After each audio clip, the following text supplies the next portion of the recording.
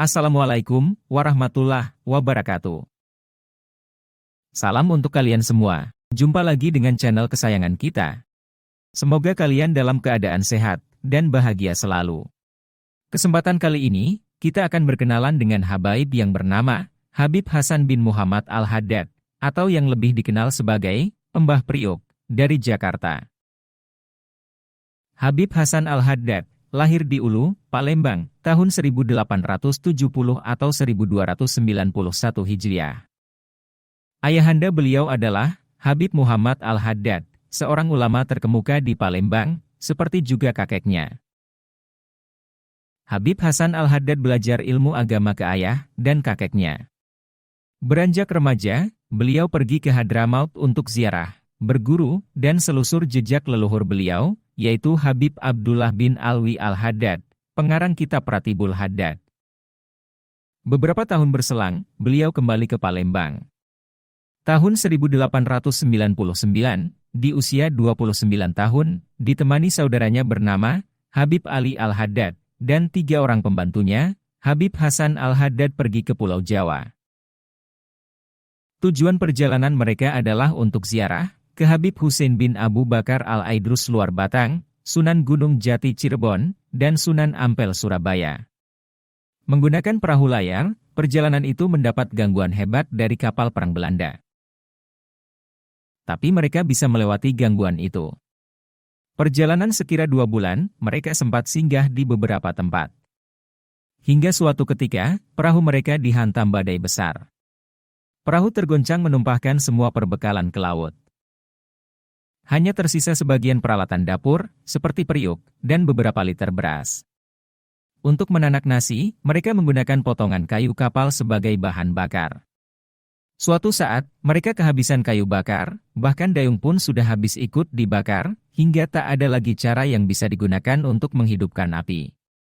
Akhirnya, untuk menanak nasi, Habib Hasan memasukkan periuk berisi beras ke jubahnya, kemudian beliau berdoa. Dengan doa, secara ajaib beras dalam periuk berubah menjadi nasi. Cobaan belum berakhir, beberapa hari kemudian, perahu mereka kembali dihantam badai besar, disertai hujan dan guntur. Kali ini, badainya bahkan lebih besar dari yang sebelumnya. Perahu pecah dihantam badai, dan tenggelam. 3 orang pengikutnya meninggal dunia, hanya tersisa 2 Habib yang masih hidup. Dengan susah payah, 2 Habib itu berusaha menyelamatkan diri dengan mengapung dan menggunakan beberapa kayu sisa perahu. Dalam kondisi terjepit dan lemah, keduanya salat berjamaah dan berdoa. Kondisi dingin dan kritis, serta terombang-ambing di tengah laut, berlangsung kurang lebih selama 10 hari. Akhirnya, Habib Hasan Al-Haddad tak mampu bertahan dan jatuh sakit.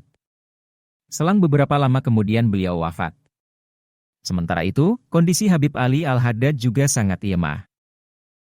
Beliau duduk di atas potongan kayu perahu disertai periuk nasi, sepotong kayu dayung, dan jenazah Habib Hasan Al-Haddad.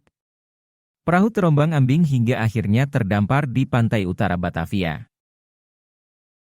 Para nelayan yang menemukan mereka, segera memberi pertolongan, dan memakamkan jenazah Habib Hasan Al-Haddad tidak jauh dari tempatnya ditemukan.